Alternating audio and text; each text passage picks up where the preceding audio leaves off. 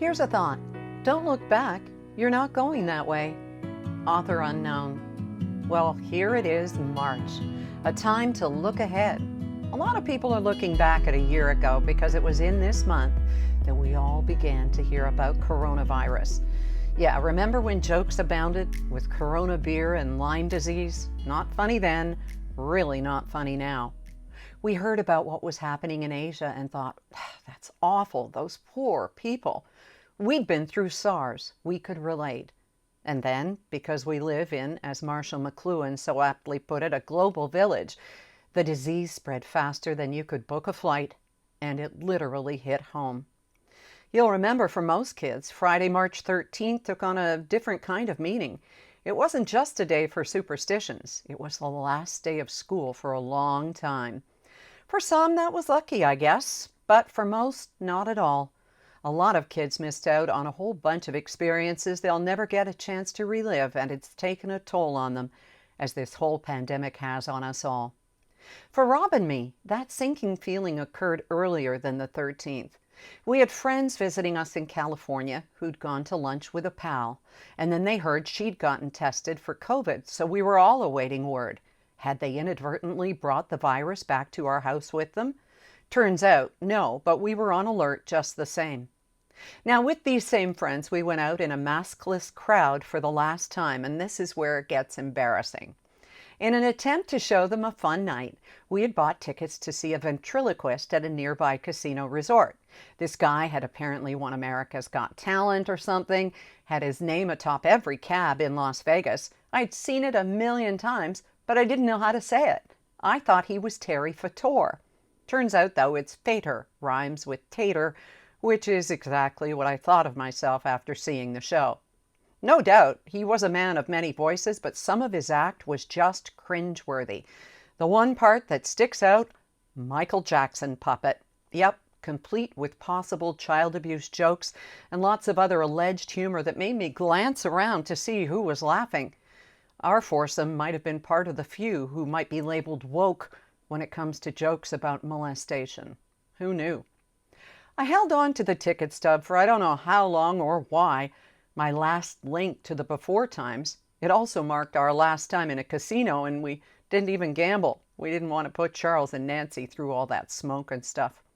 But it's made me think so often during these past 12 months of the things we didn't do when we had a chance. We never drove from Palm Springs to LA or went to the San Diego Zoo. We'd seen other parts of California, and we'd always thought, oh, we'll have time. Next time. Now there isn't going to be a next time. The night that one-term president took the Oval Office desk and began to freewheel about the virus, about a travel ban and so on, I got a sick feeling in the pit of my stomach. I remember it was March 10th, because it made me 10th all right. I told Rob about the jumble of an address I'd just seen and said we'd better book our flight home.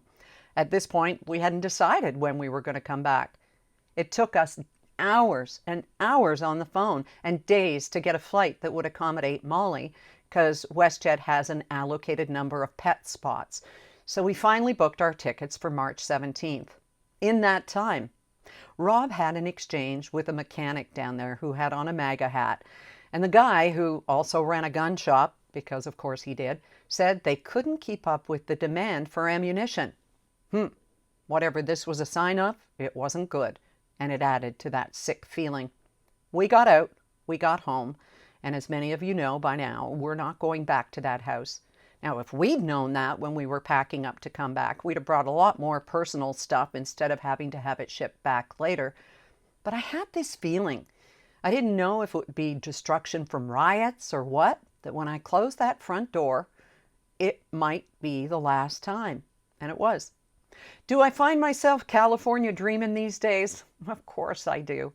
But the trade-off has been being here in a house that is truly our home now that there are children in it.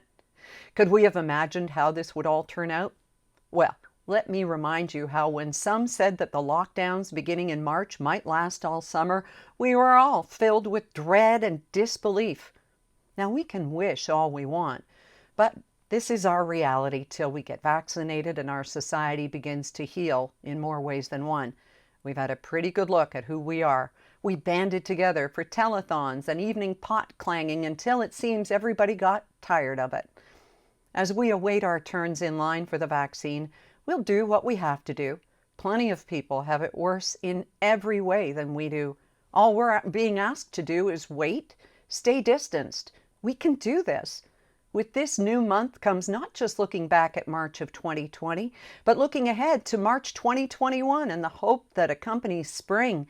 Baseball's back, days are longer, and as in all things, we can do this. Stay safe and stay smooth, and I'll be back with you on Thursday.